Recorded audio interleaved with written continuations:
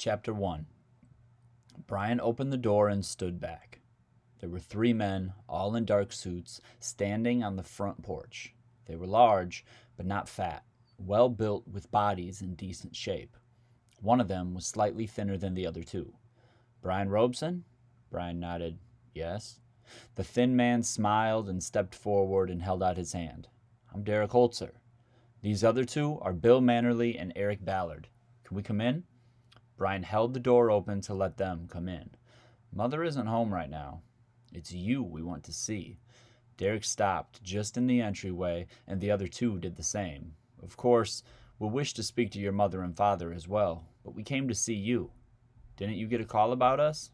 Brian shook his head. I don't think so. I mean, I know I didn't, but I don't think Mother did either. She would have said something. How about your father? He doesn't live here. My parents are divorced. Oh, sorry.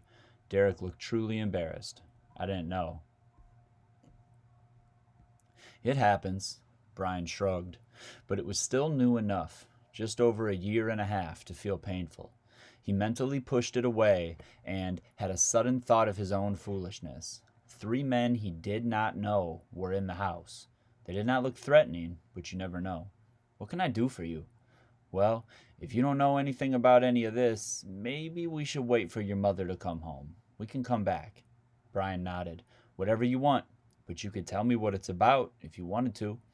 Maybe I better check on you first. Are you the Brian Robeson who survived alone in the Canadian woods for 2 months?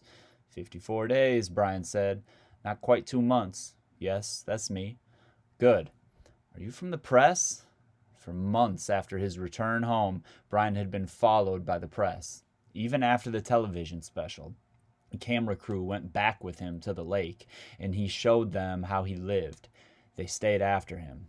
Newspapers, television, book publishers. They called him at home, followed him to school. It was hard to get away from them.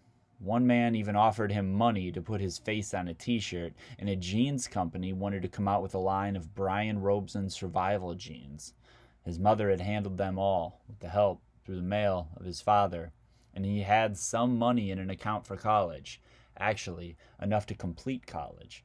But it had finally slowed down, and he didn't miss it.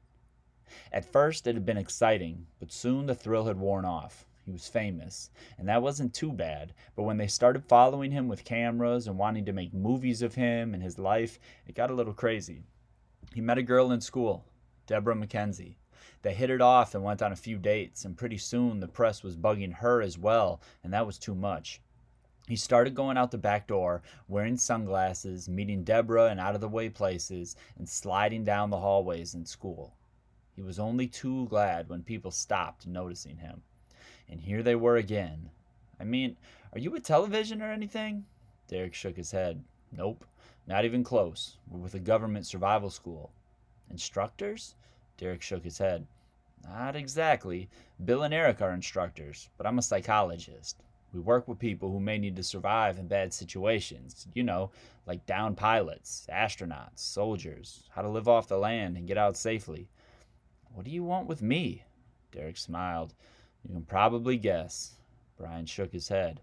Well, to make it short, we want you to do it again.